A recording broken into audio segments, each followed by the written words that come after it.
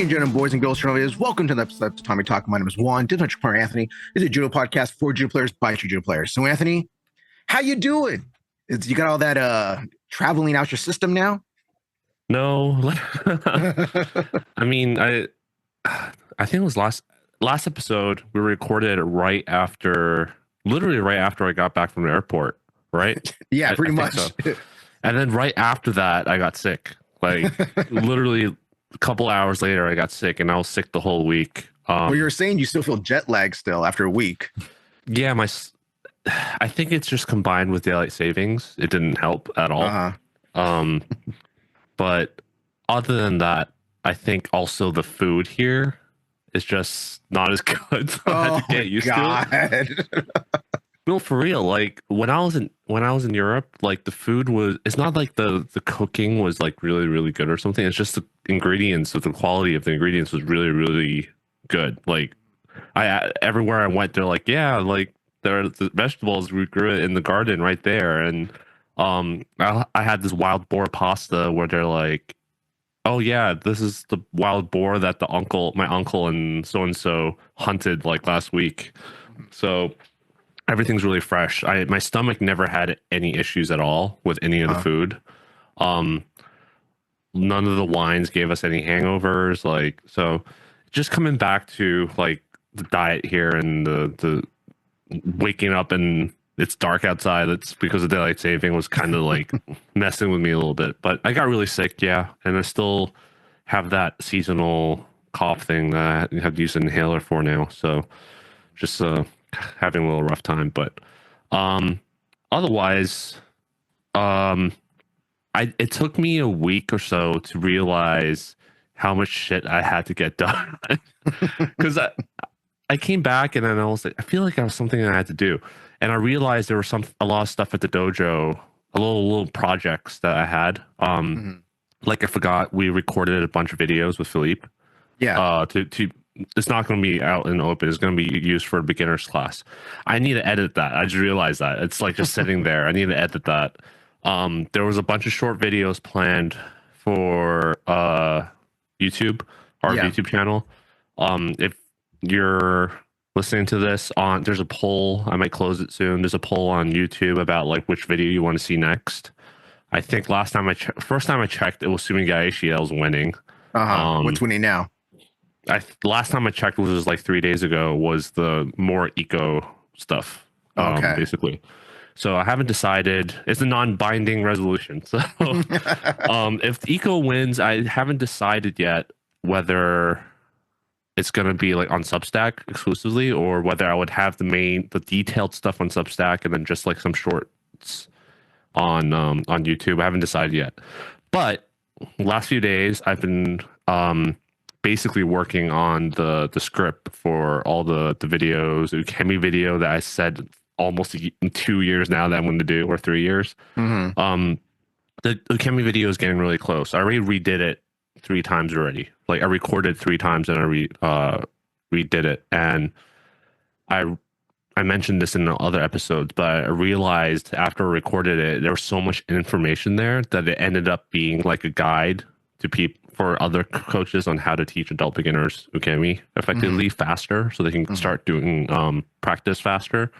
Because for those who have visit our dojo and came to my program, I have beginners start taking falls day one and doing not randori, but like they don't do any of that drilling, slapping the floor crap, right? So I wanted to share how to do that safely, but it was a lot of information. So that's probably going to be on Substack, and then we'll have like something else for the YouTube channel. That's definitely going to be like that. But this whole last week, I spent a lot of hours on the script, like I said, and then my work had me using some AI stuff. So I was playing around with that, and I'm like, I wonder if I gave it a prompt, how close would it be to what I was typing up, right? So I gave it some prompts with some parameters and information, and it was like 70% close to exactly what I typed. Okay. Like the eco stuff, the eco stuff and the ukemi stuff, which is weird because there's nothing online that I've looked it up. There's nothing online where it has the information of what the way I present it, right? So it's really weird that when I gave it some prompts, it was like 70% there. And if I used AI in the first place, I could have just took that and it would probably save me like 4 days of brainstorming and writing. And I would have probably been done by now. So that's something now I'm just like, man, really, I was really against using AI for a while. I'm not going to get into that, but certain things have changed now due to different companies coming up that have different guardrails regarding the ethics and safety and all that kind of stuff. So I'm more open to using it now. So gonna play around with that. I'm gonna have the script ready, then I just have to record it and edit it. Hopefully have the Ukemi stuff done by the end of the year, which is like a month away from now. But that was my 2 weeks 3 weeks since I came back. Well, that sounds fun, all the stuff you're doing right now. I just want to, you talking about that just remind me, like, I wanted to plug a few stuff. Like, I'm going to plug this at the beginning of the show, not because no one listens at the end. See if someone listens to this stuff. So you know the was it the Udagaishi or Tayatoshi video on Safe Series? I put a blooper in the end, and no one said anything. You know the one where we didn't record and we would do it from scratch. Yeah. And I put the little Easter egg there, but no one said anything, so no one watched it. Yeah.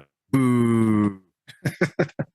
So I just want to plug two things that were, well, one thing's my thing, one thing's a dojo thing. So a lot of us, if you listen to us, you know that we train at Hollywood Judo Dojo.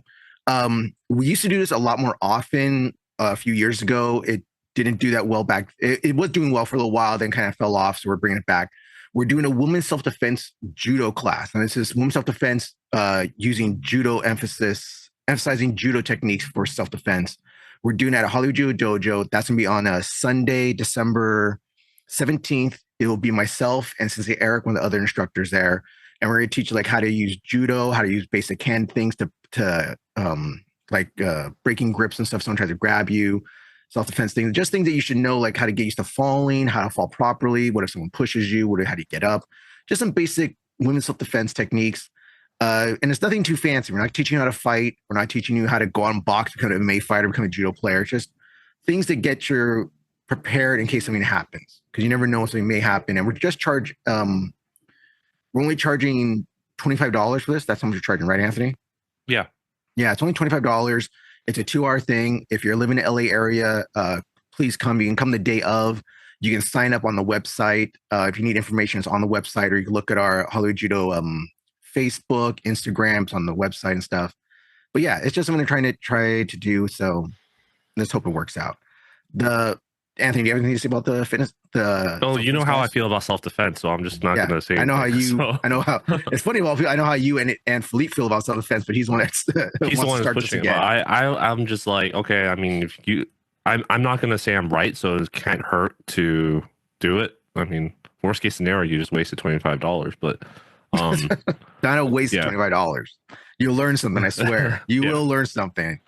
The other thing is that in 2 weeks, if you're in the LA area again, most of you all know that I'm doing my no-gi judo classes at the Hollywood Japanese Culture Institute. It's a 2-hour seminar. I go over some ashiwaza, some tachiwaza, some little bit of newaza stuff, just some basic judo. I go through I want to say I go through almost 10 techniques each class of how to use judo in a no-gi situation and explain how these things work when it's done properly. And that's going to be on Sunday, the 24th at 12 o'clock. What time do I have my class? I think it's at 12 o'clock. I do it at 12. Check Instagram and Facebook. Yeah, always just check Instagram and Facebook. But it's just something I'm putting out there that we're doing these 2 events. We want them to do well. We want to continue them. So yeah, if you're in the LA area, please come. It's open to anybody. The self-defense class open to anybody to come. My no-gi judo class is open to anybody to come as well. What, Anthony? The women. Yeah. Right? And any woman. That's a woman. Any woman. Oh, yes. I guess I have to say that. It is a women's self-defense class for women only. I'm sorry, guys. You cannot come. For ladies only. Yep. It's ladies' night. Yeah. All right. So those are the things we're just talking about right now. So just want to get internationals. Winter Nationals. You want to talk Winter Nationals a little bit? Just plug it. All right. We're plugging Winter Nationals also. because as part of our Udon Shikai, NACA is having the Winter Nationals here in Azusa Pacific University here in Southern California. You can sign up right now on Smooth Comp. You can do the hyperlink. You can follow a hyperlink on the NACA website. Have a hyperlink on the Facebook. Have a hyperlink on the Instagram every now and then. I'll put it in the description too. Yeah. Yeah. And I put it on the Hollywood Judo stuff. I put it on the Tatami Talk stuff. We just want to just make it a big tournament. This is like one of the best tournaments of the year. If you're in Southern California, please come, please compete. The thing is that most of y'all lost that low rate of when it was like $85. Now it's $100 right now. And if you don't sign up soon, it's going to be higher than that. Who knows? By the time this episode comes out, it might be higher by then. Yeah. So as of right now, I just checked. There's 701 competitors signed up. Obviously, I know most of them are kids, right? So, but still, that's a huge number. Probably, I'm going to guess there's going to be 900 competitors because last year there was roughly 1,000 and something, right? So I think there was 1,000 last year or something like that. Yeah, I think there's going to be around 900. That's my guess. So sign up if you're in the area. It's a USA Judo points tournament. Remember, you need the USA Judo membership.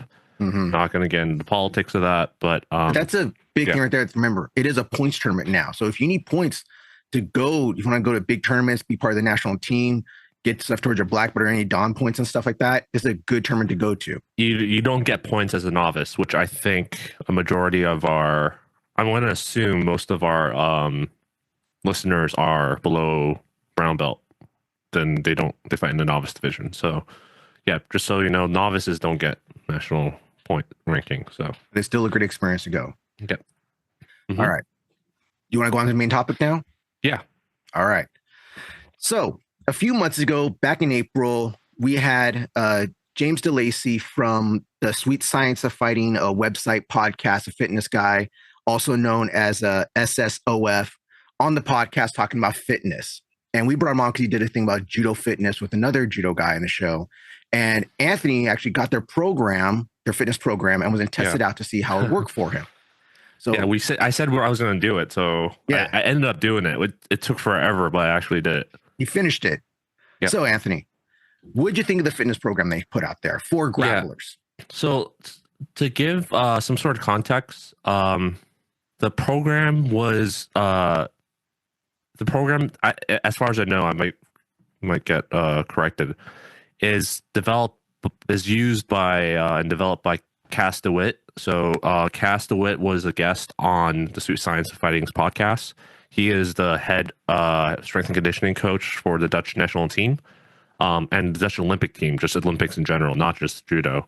And this is the program that he uses for his athletes. If you did not check out that interview that Cass had with James, James had with Cass, definitely go watch it. There's 2 episodes, so just watch it. It provides a lot of context for our own episode because I know some of our students in the beginners class was asking me about strength and conditioning, and I referred them to my episode, and they said it was too heavy, like it was really dense. They didn't understand what was going on, and so I thought they need more fitness. That's why it's too heavy for them to lift. they need more, lift exercise the brain, right? But if you go listen to those 2 episodes with Cass DeWitt, it would provide more context. I've been too busy to bring on guests because I have to set. When we bring on guests, we have to have a set scheduled time.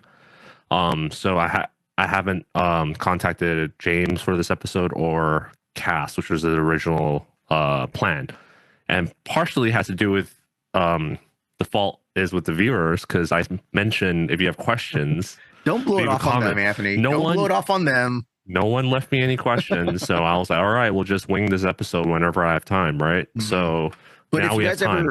If anyone wants to go watch our episode with the original interview, it is episode 102. In case anyone wants to go look at that. Yeah. Yeah, I'll put it in the description. I forgot what episode number, but I just said there's a lot of good stuff. Like really, it answers a lot of questions that I see people commonly ask, and it's not. I will say it is dense. It won't be spoon fed to you, so you have to actually read and understand and ask questions. Right? That's why I asked if you guys have any questions. But yeah, the program is divided into 3. It has 3 blocks, right? There's the accumulation. Basically, I would concerted base building a solid base. And then there's a transformation or transmutation where you kind of like build upon that base and basically transform. And then there's the peaking where you peak before a tournament. I didn't have any planned tournaments. Originally, I was going to do the peaking phase too, but I didn't have any tournaments planned. And for those who didn't know, early in the year, I had some family emergency. I also broke a rib, right? Not broke a rib, but you hurt a rib. You didn't break. I hurt a rib. So because the original plan was to do this to peak at U.S. Nationals. Yes, it was original plan was to peak at U.S. Nationals, but it became very clear at that point when I had that sick family member that I wasn't gonna. I either wasn't gonna go, or even if I went, I wouldn't have had time to prepare for it. So there was a lot of roadblocks along the way. I got sick, got injured. I traveled multiple times this year, so that kind of threw a wrench into the program. And I did ask. This is the main thing that I was paying. You're paying for when you pay this monthly fee, is that you get access to James and you can ask him questions about the program and he'll help you modify it. And he just basically told me to, do it in the next workout. But I ended up being gone for like 3 months, right? So I'm like, what am I going to do? So I had to go to the hospital. I just can't work out at the hospital. So yeah, you can. There's a garage. There's garage area, maybe parking lot. There's a church, a chapel usually. Yeah, but you can't do the specific stuff that he was talking about. So I probably could have substituted a lot of that stuff, but it would have moved farther and farther away from what I was doing, right? What the program is. So there's 3 phases. I only did the first 2. So the accumulation and transformation, and I had to redo. So each phase with the accumulation is 8-week, and then the transmutation is 6-week, I believe. So I had to redo the accumulation twice because injury and then the sick family member. But the long story short, the program is worth it. If you're serious about judo and you have the time and capacity to do it, it works really well. And for me, it was really rough getting that to fit my schedule because I was doing BJJ and I had a full-time job. I was commuting to the dojo teaching a lot, and then we had the podcast stuff and then the family stuff. So that schedule was like really packed. But if you're someone who's mainly focused on judo, I highly recommend that program. And even if you don't focus on judo, there was a lot of things I learned in the program that I'm actually going to develop my own program for. That's going to work for my schedule and my focus. So that's definitely worth it. Again, you can talk to Cass and James to help you develop some of the stuff, right? So now, if you tell them, was it easy to contact him? Because that's one of the perks that you pay for this thing. Did it get to you fast to get replies? Yeah, he either responded right away or within the next day. Okay. Yeah, and he had a baby too just recently. So congratulations, by the way, James. But he doesn't know I'm doing this episode. But so the main negative about the program is basically how it's not for someone that has a variable schedule, I think. You have to have like a pretty set schedule to keep this routine. Yeah, you have to have a very stable life and set schedule. And if you're like, let's say you're a teenager, you're a coach that trains a bunch of teenagers, then I think this is really, really, really helpful. It will really help the workout because you have that set schedule already. Monday through Friday at school, these are things you do on those days. Yeah, that works really well. Another thing that was hard was recovery. The main thing was I wasn't getting enough sleep. The first time around that I did the program before I paused, I was getting really exhausted at judo. It was affecting my judo sessions. And if you watch the interview, it tells you that you should always prioritize training judo over this weightlifting because nothing's going to replace actual judo training sessions. What's also rough, I'm not going to blame it on Philippe though. But Philippe also started doing his fitness thing on Fridays, and that was like I mean, lasted 2 times a day. Yeah.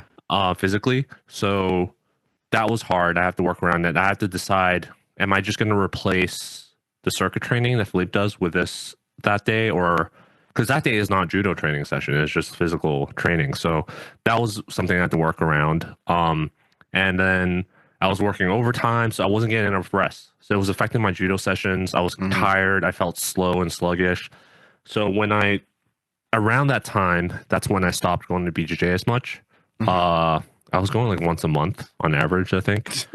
And that allowed me to sleep more. That just not going to BJJ allowed me to sleep more. My body got more rest. And then I was able to keep up with the program again at that point.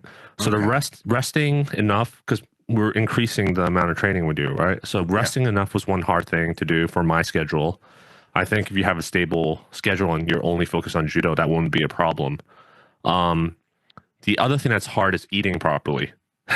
Like I had to eat more calories, but when I just started eating stuff without controlling, which usually doesn't happen with me because I have problem gaining weight. But I just started eating more and I actually overshot my weight category. Obviously, I wasn't competing, but I overshot my weight category by a lot. So I was in the open weight category. So I had to start calorie counting. I had to adjust my macros. I had to reduce the carbs and increase the proteins. So all that stuff was more work I had to do, right? I had to weigh my food. I had to count the calories. Oh no. Yeah. So that all thing, you had to weigh the food and everything. Okay. Yeah. So that was an aspect that I had trouble because I had to keep track of my weight. And I also adjusted it based off energy levels because when I didn't have enough carbs right before practice, because some days were really intense, which I'll get into. Some days were really intense, which is the other hard part about this program. Then if I didn't have enough carbs, I would feel like complete crap during judo. So that was another thing that was hard to balance. So there's a lot of little things that I guess I'm trying to min-max it and optimize it as if I was doing this seriously. But you can totally modify this program just so it's not as intense, I think. One thing I had to do, we talked about it on that episode too, was get a heart rate monitor. So I bought one of those chest strap heart rate monitors that are really accurate. It's really cheap. It was like $80 compared to like buying like some fancy thing, right? I'm surprised your watch doesn't do it already. My watch does it, but it's not accurate. It's actually I actually compared my watch to the chest strap, and it was off by like 15 or 20 beats per second per minute. So yeah, the chest strap is like the gold standard. So Is it okay? I really recommend if you're taking this seriously, not even just this program, just like conditioning in general, you're taking it seriously, you should invest in a heart rate monitor. And the main reason for that is we discussed this in the episode is during some of those max heart rate sessions, like the sprints, you're supposed to go 100%. I thought I was going 100%. And I was not. But you felt like you're going 100%. I felt like I was going 100%. But when you have like a heart rate monitor telling you like, hey, you're not there yet. There's another 10 beats per second you can go. Then you tell them, hey, you should be, little shit. All right. So you push even harder, right? So that's the main thing that the heart rate monitor was important for. Interesting. And I honestly was dreading doing those 2 days where I had to do the max effort sprints on the assault bike.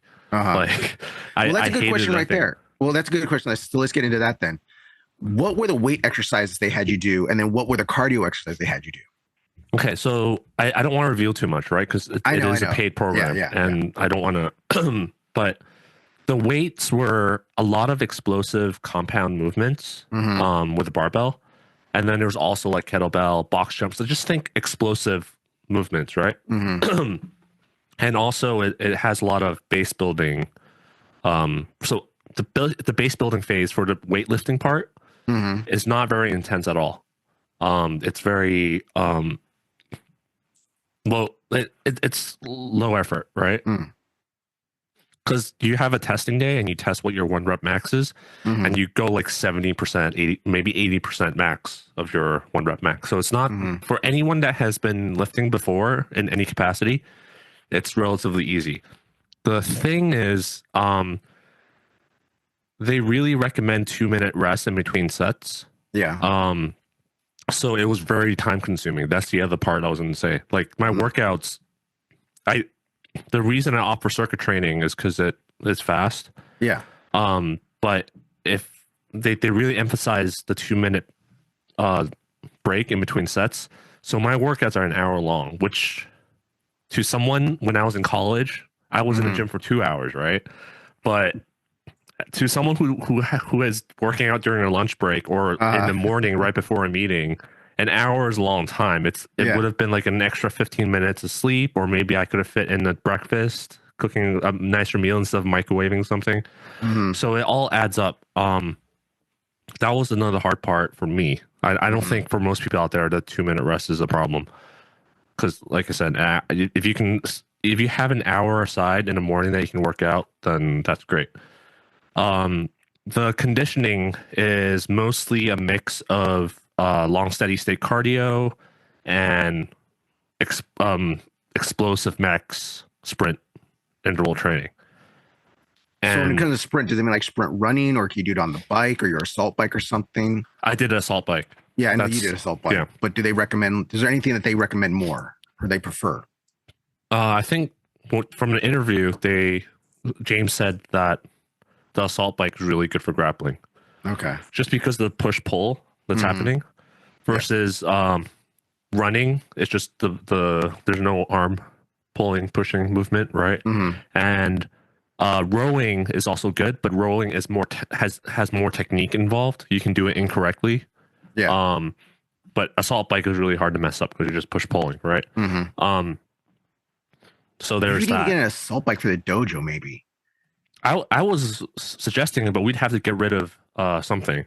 Yeah. But I'm not lying. The assault bike, the program within 2 or 3 weeks, I noticed a difference doing randori. Okay. Like I was not gassing out. I was recovering faster in between rounds. So it made a huge difference. But again, I had to mentally push past that barrier. And there were times where you've been to my house. Like I have the detached garage in the back where the assault bike is. My neighbors would be like, "Are you?" They would come over and check if I'm okay because they hear me cry. Like after the session, I'd be on the floor like crying. Like it's so painful. Like my muscles are like so painful, like cramping up and everything. And they thought I was dying or something. So. Well, at least your neighbors care enough about you to come over and be like, "Hey, dude, you all right?" Well, yeah. After a while, your body accumulates to it. But in the beginning, it was rough. Like it was really freaking rough.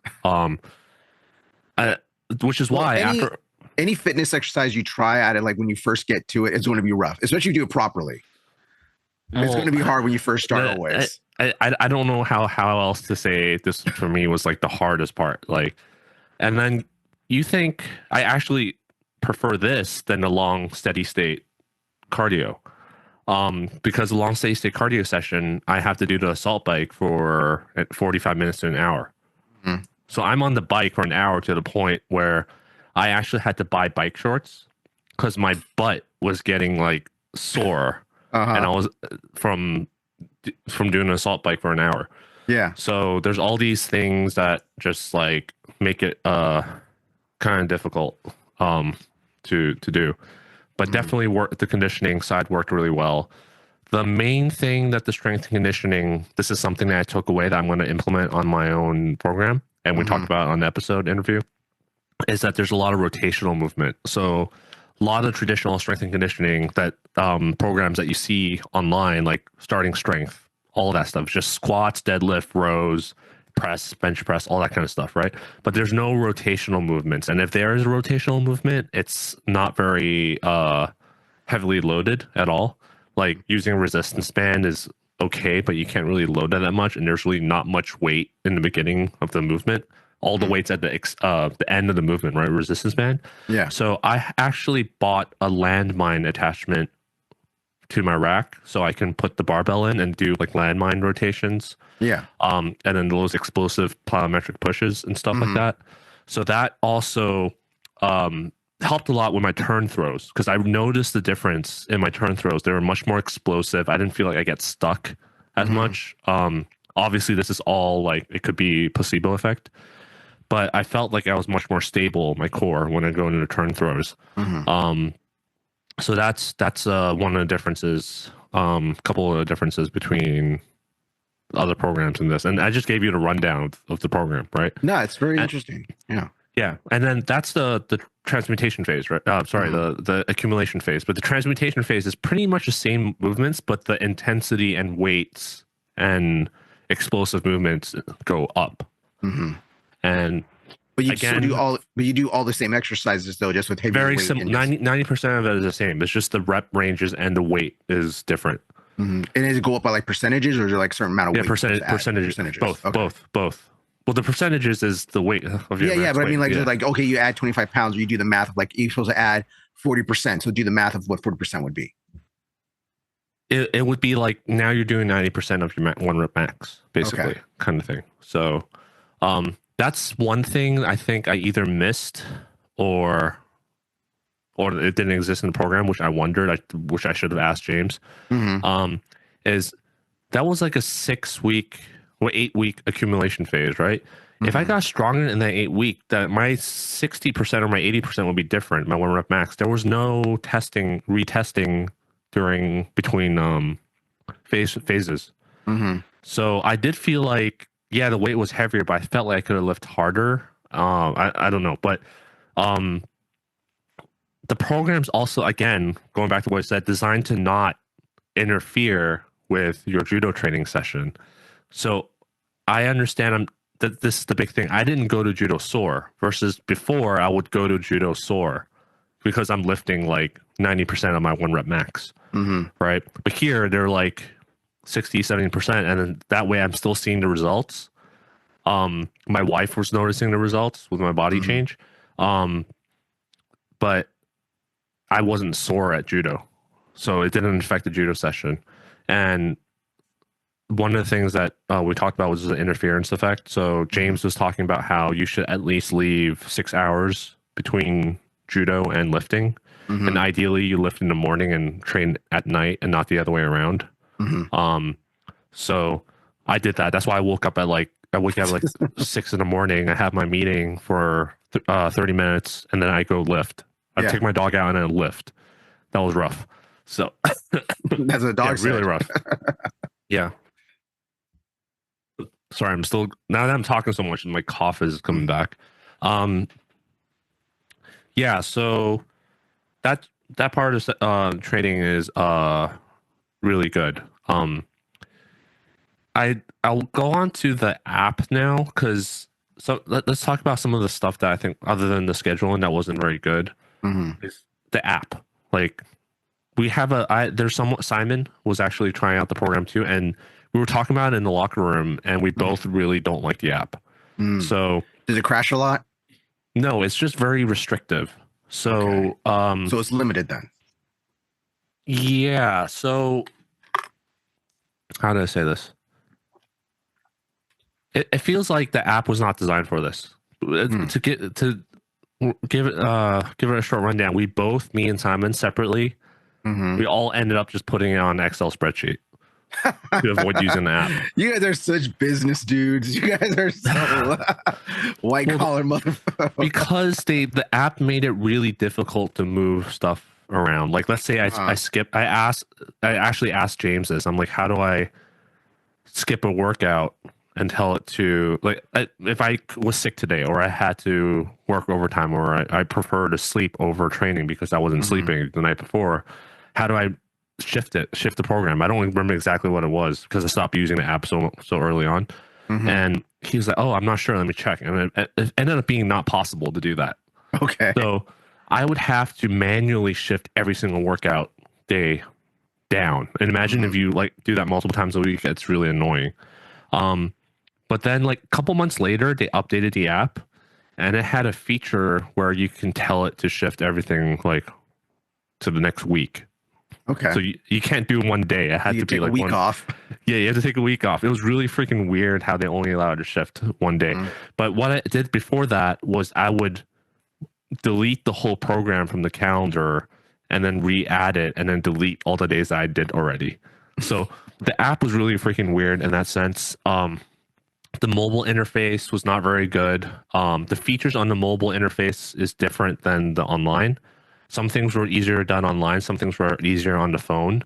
Again, the calendar view was not that good. Text would get squished up in mobile view, so it was hard to read. Yeah. Overall, I'm not too happy with the app, but it was much easier once I moved it onto Excel spreadsheet because I can just copy and paste and move stuff around. This is maybe a little nitpicky thing. Do you think it was a problem with the app because you're an Android guy? Was maybe the Apple one better? No, it's just the app was like a generic training app used. I think if you were using this for like a basic program, like it would have been fine. Like a basic starting strength or whatever. But the app was designed to be used by all sorts of coaches. But I think this is so specific that it will just been better to put it on the Excel spreadsheet. But the app has the payment platform set up, so it's just easy. I understand it's easier for James to charge people this way. So yeah, the app. I don't know what the solution is, but my recommendation if you were to do this is to put everything in an Excel spreadsheet and just do it that way. But that was one downside other than the other stuff. Yeah. Now, so talk about the fitness training, the intensity training, the app and stuff. You talked a little bit about like the food stuff. Is there like a diet recommendation when you do that? Is that on the app as well? When you pay for the Sweet Science of Fighting Underground, this is what they call it, Sweet Science of Fighting Underground. You're not just paying for the judo program. You're paying a monthly subscription fee for access to his database. So one, you get to ask him questions. Two, the programs get consistently updated, which is, I guess this is another, I guess a neutral point, but not really negative. I wouldn't call it negative. James has a BJJ, a boxing, and other conditioning programs included in that monthly fee. And those programs are his programs. They're not Cass's, right? So he updates those things with new studies and new knowledge as he accumulates. He would interview a guest that says, "Oh, this new study shows that this is like better," right? And then he would update the programs. But because this is Cass's program, he hasn't updated it. Okay. So my question is, I need to ask James this. This is actually really important. Was a lot of the new, because I listen to James's podcasts pretty religiously right now, and a lot of the new guests that he interviews, again, the information is really dense, so I don't know if I 100% comprehend it. But as far as I know, it's, to keep it short, it's along the lines of, oh, you don't need to do long steady state cardio for an hour. You can just do.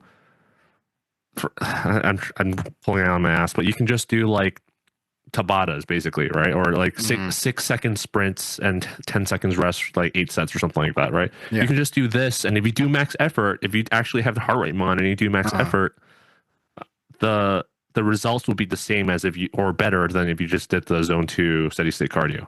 So see, that stuff always blows my monkey brain. It always, like my caveman brain just cannot wrap itself around. I just got that whole thing, that old school mentality of like, well, if I do an hour, it's better than just doing 20 minutes. But I know the science says doing intense 20 minutes is better than just doing an hour. I know that.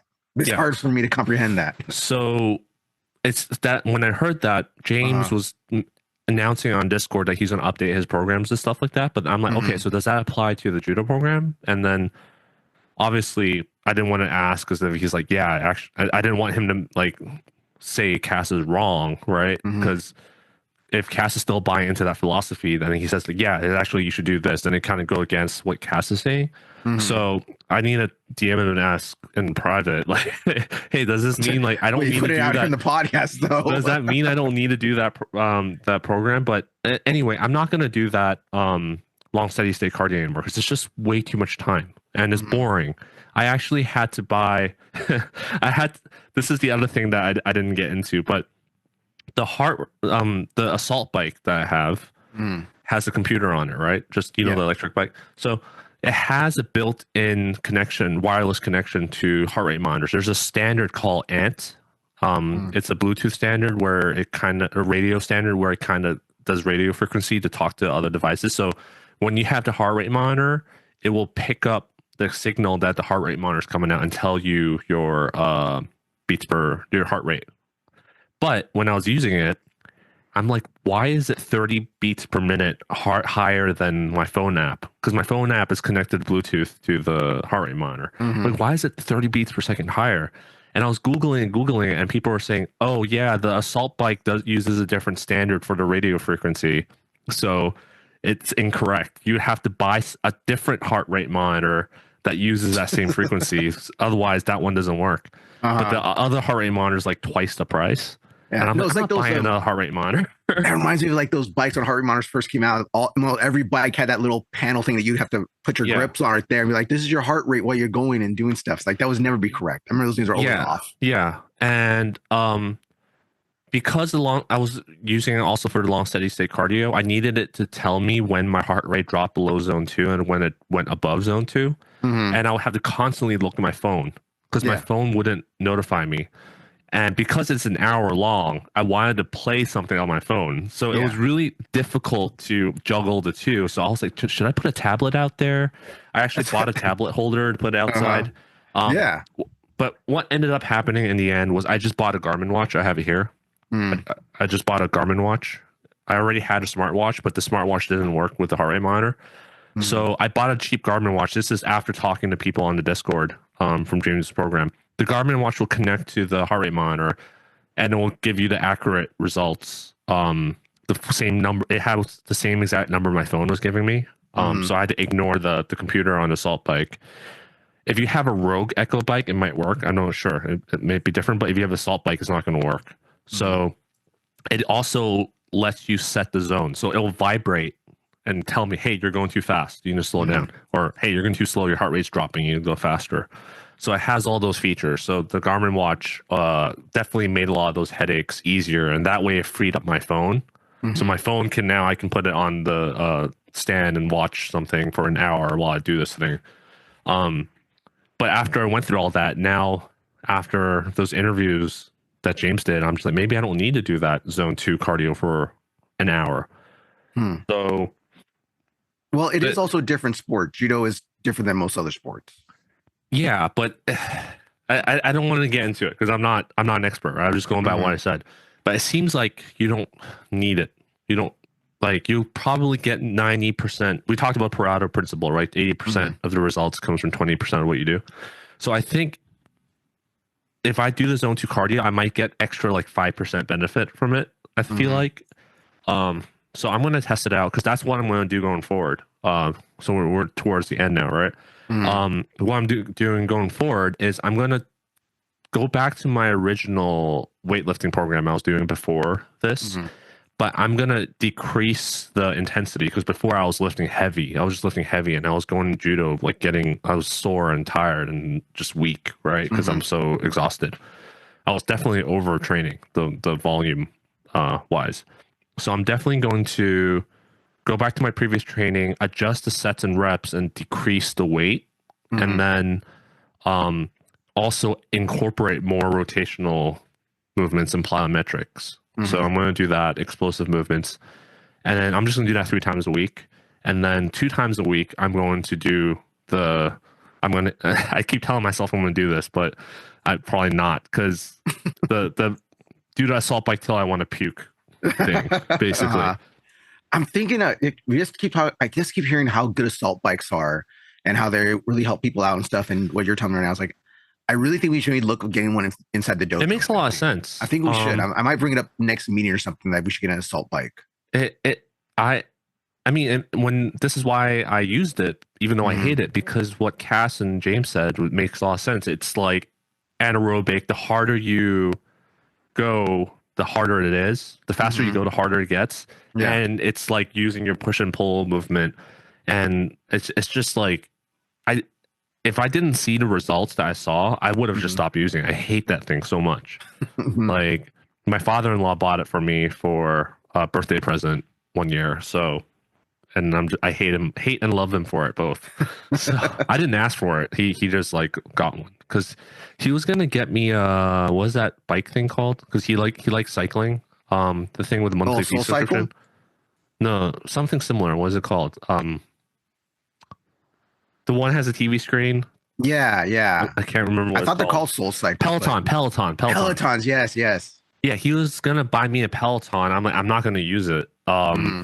I'd rather just ride a bike if I want to ride a Peloton. But if you have to get me something, I'll get the assault bike. Because at the time, my physical therapist was prescribing assault bike to me. I was doing assault bike at my physical therapy. Nothing close to what I'm doing here, by the way. It's just like short sprints. But that's the other thing. Other than conflicting with judo and BJJ, it was also conflicting with my physical therapy session. Oh, okay. Because my workouts were already an hour long, which was already cutting it tight in time for me. But I also had to fit in my PT session for my knee. So anyway, when I finally finished the accumulation phase and concluded the testing, I was so burnt out. I'm like, I'm not going to lift a single weight for the next 3 weeks. So I'm done lifting for a while. I'm going to take a little break. Yeah. So that I definitely got burnt out doing that program, and I knew it. Like towards the end, I'm like, I can't imagine doing this for like a year. Well, it's also, how long is the program supposed to be? Is it like it's 6 to 8 week program? It's as long as you want. Oh, so as long as you want program. There's a guideline, right? So there's a guideline saying, okay, this phase is 6. If you're not competing, then just repeat this, or like cycle back, like do a testing phase to test what your new 1 rep max is and go back to accumulation. Now you accumulate again. Okay. So there's a whole guide that you have to read. Once you that's another thing that will turn a lot of people off is that if you expect to buy this program and then just have him tell you exactly what to do, that's not going to happen. Like he's not a personal coach where you go to a gym and he's like, all right, do this, now do this, now do this. Like he's not going to do that. You're going to have to push yourself. And the first thing you get greeted with when you buy this is you're going to have to read this multi-page PDF explaining what each phase does, how to adjust it to your schedule and your training program, how to peak for a tournament. It explains all this stuff. So you're going to have to read it, understand it. And I found myself consistently going back to it like at least 10 times before I understood it. Because I read it, I'm like, okay, I understand it. Then I started doing the program and I had questions. And I'm like, okay, now I gotta go back to it. And there was like details you missed that you have to go back and read it. So there's a lot of this stuff along. And then obviously you would have to experiment and adjust, right? Because if you're still getting burnt out or you're saying, hey, like I pulled the muscle, I can't do this exercise, you're gonna have to readjust everything. So it's a very much learning experience and hands-on kind of you're taking we always talk about taking control of your own judo development. This is taking control of your own strength and conditioning, basically. It's not going to be prescribed, like it's not going to be fully prescribed experience, because you're going to find I'm going to call out a few programs, like Phil Deru has a program, that there's other grappling programs you can buy out there, and they're just going to be like, okay, today you're going to do this, today you're going to do this, you're going to do this, you're going to do this, eat this, eat that. Like there's none of that here. So okay. So overall, do you recommend the program for people? If you're like me, you have a podcast, you have a wife, you commute an hour to judo, you teach, I would try it out and see if it fits your schedule. But again, worst comes to worst, even if you don't because I talked to Simon about this, right? He ultimately stopped doing it because he wasn't enjoying it. I think that's the main part. Like if you either have to enjoy doing this or you have to like see the result and do it because it helps you. Does that make sense? Kind of like how I hate running. When I was doing Muay Thai, I used to hate running, but I did the running because it helped my Muay Thai, right? Yeah. So you have to either accept it and do it because you like the results, or you just do it because you enjoy it. But even if you don't end up doing it long term, I think it teaches you a lot of stuff just because of all the stuff I said about how hands-on it is, and it gives you all that information. That I think you learn a lot from it, and you can actually develop your own program ultimately you're going to learn a lot to develop your own program that works for yourself. And then just the fact that you can get access to James, he's so knowledgeable. Mm-hmm. He also doesn't really spoon feed you the answers. He'll always like point you in the right thing. And the Discord community is pretty great. They have it's not like super active, but it's whenever there's someone talking, it's always something useful. Like someone's asking a good question. It's not like they're posting memes and that kind of crap, even though we joked about it in the episode. But yeah, I highly recommend people trying it. I know the monthly fee is like that was my last question. Was it affordable enough for the average person? I think it's super affordable if you take judo seriously. Like you're trying to get in a national team, you're taking competition seriously. How do I say this? I think people spend more money on supplements that don't work than than this, basically, right? So I will say I did get messaged by another sensei in the area that we're friends with, and he was asking me about the program, and he's like, "Oh, I do this one," and he sent me another one that's also similar, but it seems more prescriptive, like what we talked about. It doesn't. It seemed like it's more prescriptive and not as educational. So I'm not going to commit myself to it because I know another one. Another one. I might try it. That one is a little cheaper, I believe. But I also don't know if the people there are as up to date with the science as James is, because I know for a fact James is always interviewing guests and learning constantly. But I feel like this company that does this just is not specialized in judo. The guy who developed it probably doesn't train grappling. Maybe he trained BJJ, but not judo.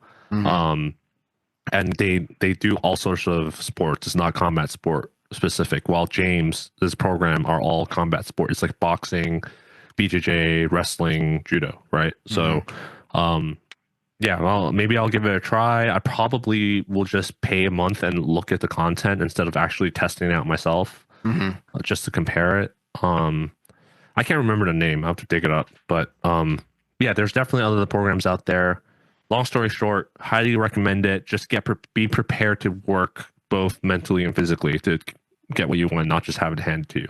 Because if you talk to Travis Stevens in his interview, he talks about how I'm just going to pay a coach to tell me what to do. Like, that's obviously something you can do, but if you don't have the means or time to do that, then this is a good solution.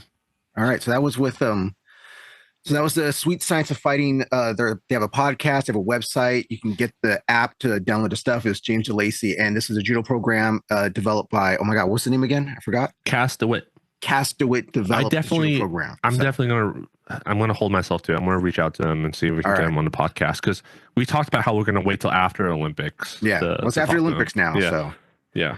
All right. So is there anything else you want to talk about today? Anything else you want to discuss? No, I think we should start doing the plugging stuff in the beginning. I think we are. We're gonna start doing the plugging. We just gotta remember to do that. We're gonna do the plugs that do it, because we did some plugs for stuff we're throwing right now, but not doing no plugs for the Facebook, Instagram, and all that stuff, which you can all like, share, and subscribe at Tatami Talk on Instagram, Tatami Talk on Threads, Tatami Talk on YouTube. Don't look for us on Facebook. Someone asked me about a Facebook. That's not us. All right. That is not us. If you want to follow me on Instagram at @Jerry_Juan. You follow Anthony on Anthony Throws on Instagram. You want to send us anything you want to talk about, things you want us to go over, ask Anthony any questions about this new fitness program he just did. You can always hit us at TatomiTalk@gmail.com. So Anthony, do you want to end it? Yeah. Don't forget to. Oh yeah. You want me to do it? Or I don't care. No. We'll do it. I want to see what you guys come up with today. All right. Yeah. Don't forget to use a salt bike until you puke and slap the mat. Yeah. I hate the assault bike so much.